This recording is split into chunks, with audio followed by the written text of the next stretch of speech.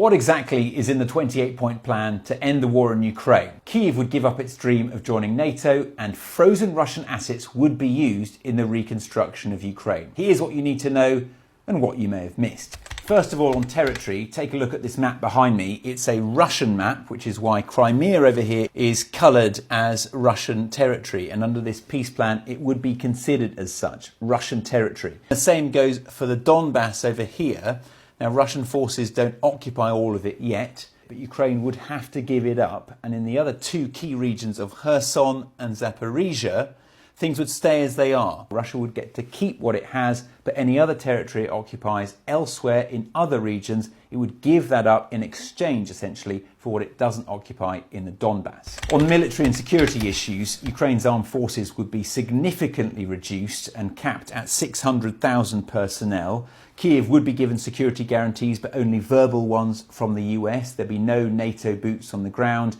And it says Ukraine would have to enshrine in its constitution never to join NATO. And listen to this. It says it's expected that Russia will not invade its neighbours and that NATO won't expand any further. So it's kind of equating those two things. And to me, that just shows Russia's influence here, because in Moscow's mind, this war was a result of NATO expansion. Next, on politics and society, it says Ukraine will be sovereign, that it can join the EU, which should be a given for a sovereign nation, and that elections must be held within 100 days. And that'll be because Moscow doesn't view Volodymyr Zelensky as a legitimate leader. It also says there'll be a full amnesty for all parties, so no one can be tried for war crimes, including Vladimir Putin, who's wanted by the International Criminal Court.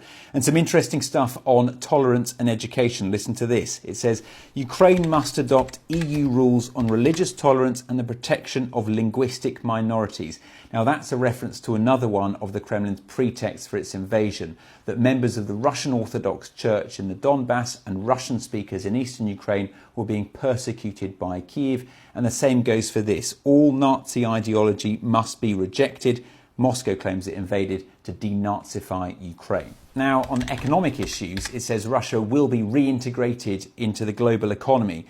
Sanctions lifting will be discussed and agreed upon in stages. It'll be invited back into the G8, which is currently the G7, of course, and it'll enter an economic agreement with the US on things like joint energy projects, infrastructure projects, and rare earths in the Arctic. On frozen Russian assets, $100 billion of them will be used in the reconstruction of Ukraine, but there's a catch to that, because it says the same amount will come from Europe, which is kind of suggesting those two parties are equally to blame for the destruction of Ukraine, and that is almost certainly a condition put down by Moscow. In terms of future-proofing this plan and ensuring it holds, it says Russia and Ukraine will enter a non-aggression partnership, and if that's violated, there will be consequences. For Ukraine, the security guarantees will be taken away. For Russia, all financial and territorial benefits will be revoked, and it says there'll be a decisive military response. And all of this will be monitored by a peace council, it says, led by Donald Trump. Now, there have been peace proposals before, of course, along very similar lines, but none as comprehensive as this. 28 points, and if both sides agree to all of them, the fighting will supposedly stop and a ceasefire will start.